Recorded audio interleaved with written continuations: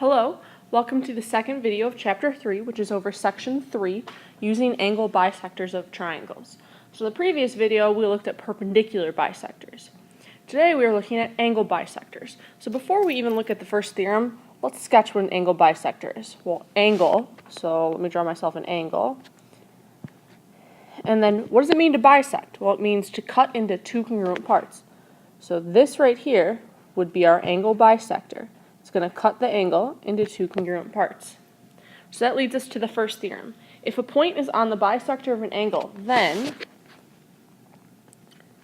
it is equidistant from the sides of the angle.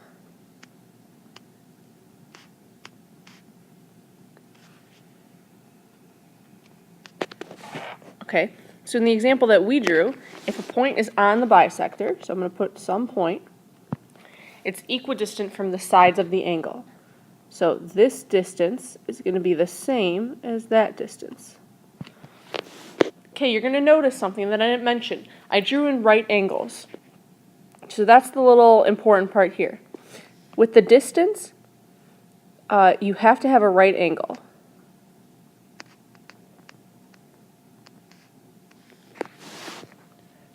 So distance is always measured as perpendicular. So if point's on the bisector, it's equidistant from the sides, well, that distance has to be measured with a right angle. So let's look at example 1. It says, find the value of x in the figure below. Well, even if you didn't know anything about this section, you could probably guess that x equals 27. I mean, you don't have too many other options. Okay, it's important to know why, though. So we will notice that this segment right here, we have this point. This point is 15 away from one side, it's 15 away from the other side, and we have a right angle. Remember, which is what I set up here. That means that this ray is an angle bisector. Okay, if it's an angle bisector, that means the two angles are going to be congruent. So that means x has to be 27, that's one half, and the other half is going to be 27. Okay, so it's really important that we reason through as we get to each of these problems so we don't guess. Because sometimes it's going to ask, is it possible to find this value? And sometimes the answer is going to be no. So we really got to think through. So let's move on and look at example 2. Okay, so this one says find the value of x in the figure below. Okay, one thing I forgot to tell you is this is an angle bisector. Okay, so we have an angle bisector. That means that this point is going to be equidistant from the two sides. I have a right angle, so that means this is congruent to that. So the first thing that I'm going to do is 6x squared subtract 7x is equal to 10x plus 3.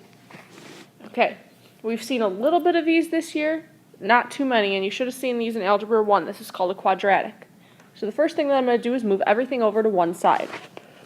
So that involves subtracting 10x and subtracting 3. So I have 6x squared, subtract 17x, subtract 3 equals 0. Okay, now we're going to have to factor. We have a leading coefficient of 6, which means we're going to split the middle. So 6 multiplied by negative 3 is going to be negative 18. I need to think of two numbers that multiply to negative 18, but add to be negative 17. Well, negative 18 is 2 and 9. That doesn't work. 6 and 3. That doesn't add to be 17. My only other option is 1 and 18. So I'm going to have 6x squared. Instead of negative 17x, I'm going to write it as negative 18x and positive 1x. Subtract 3 equals 0. So all I did was rewrite negative 17x as negative 18x plus x, which is still true. Now I put my line down the middle and I factor. On the left side, I'm going to factor out a 6x. I'm left with x subtract 3. On the right side, I factor out a 1, and I'm left with x subtract 3 equals 0. Okay, I know I'm on the right track because my two sets of parentheses match. So I have one more factoring step. I'm going to factor out an x minus 3, because that's the one that's repeated. And then I'm left with 6x plus 1 equals 0. Okay, now we should remember we have to set the two parts equal to 0. So x minus 3 equals 0, 6x plus 1 equals 0, This gives me x equals 3, and x equals negative 1/6.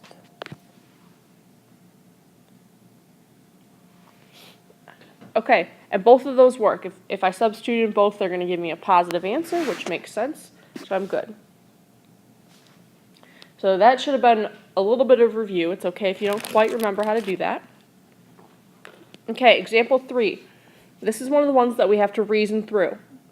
Do we have enough information to conclude that QS bisects angle PQR?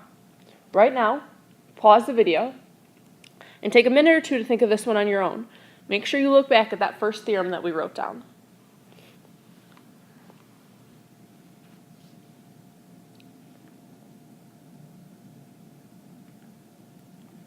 Okay, do we have enough information to conclude that QS bisects angle PQR?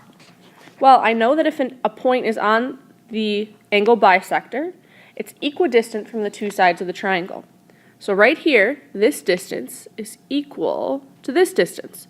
So right away it looks like, yes, my point is equidistant. But what I have to remember is that I need right angles. I have to have a right angle there and a right angle there. There are no right angles, so no, we cannot conclude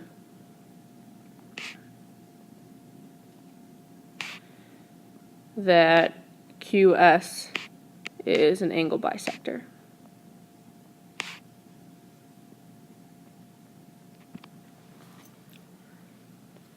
If we had right angles there, yes, it would be an angle bisector, but we don't have right angles, so can't say that it's an angle bisector.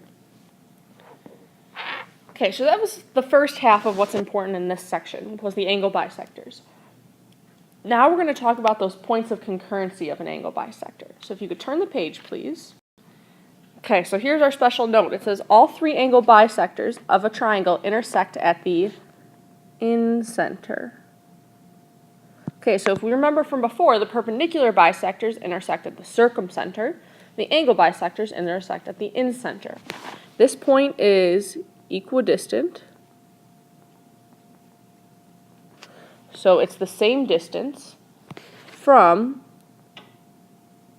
the sides of the triangle.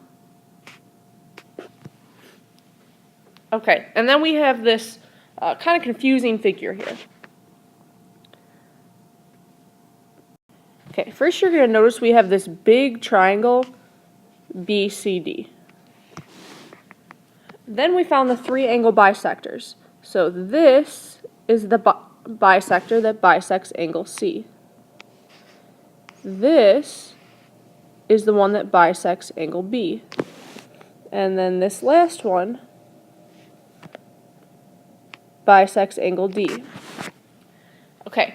We should notice that they all intersect at the same point here, which is the incenter. Okay.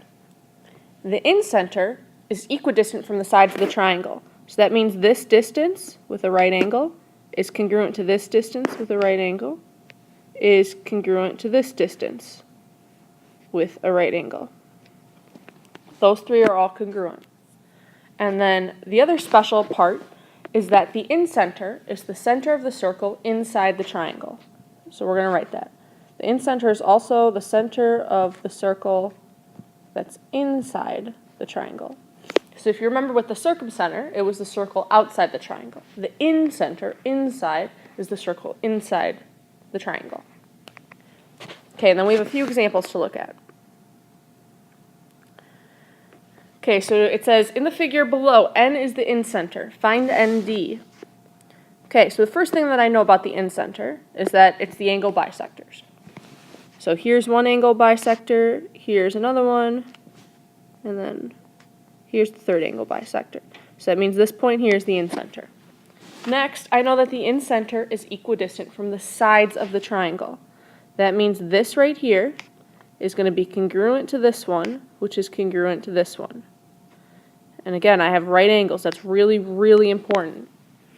Okay, so I'm asked to find ND. Okay, well, ND in this case is going to be congruent to NF. So ND is just 13.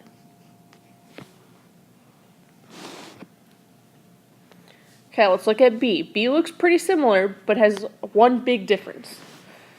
Okay, so again, N is still the incenter. That means it's equidistant from the sides of the triangle. So these three segments are going to be congruent. And again, I have the right angle, which is really important. Okay, but the issue is I don't know what any of those three segments are. If I knew what NF was, I could find ND, but I don't know what NF is. Okay, well, what's really important to notice is that I have this right triangle here. Okay, so I need to think back. Is there anything that I know about right triangles? We've covered this briefly this year, and then you all learned it last year. But you should remember the Pythagorean theorem.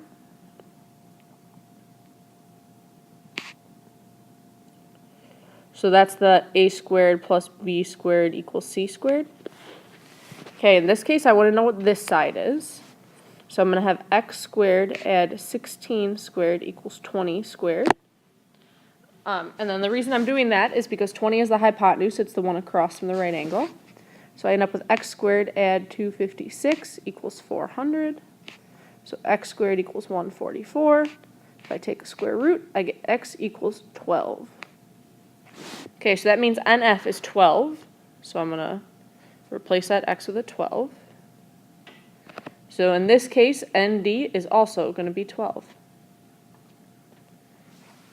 So that's something that you're going to have to remember for class. Okay, so that's the end of this video. So what we talked about today was we talked about if a point is on the angle bisector, it's equidistant from the sides of the triangle, but you have to measure that with a right angle. And then all the angle bisectors intersect at the incenter, which is equidistant, the same distance from the sides of the triangle. So that's going to be a little difficult to differentiate between the incenter and the circumcenter, but we'll work on it. If you have any questions, please make sure you bring them to class. See you tomorrow. Bye.